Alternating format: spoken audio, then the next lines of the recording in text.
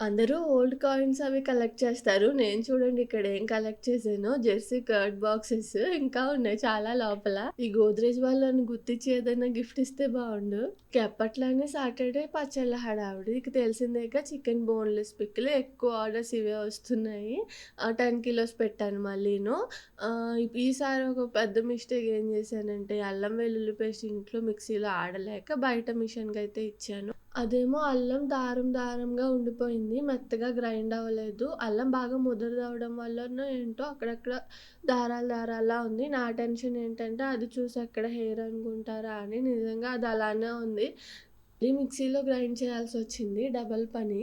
First పచ్చడి try చేయండి. నచ్చితేనే తీసుకోండి అని చెప్పా కదా! అంటే 250 గ్రామ్స్ నుంచి అవైలబుల్ ఉందని. చాలామంది చికెను, మటను, ప్రాను 250 గ్రామ్స్ అలా తీసుకున్నారు.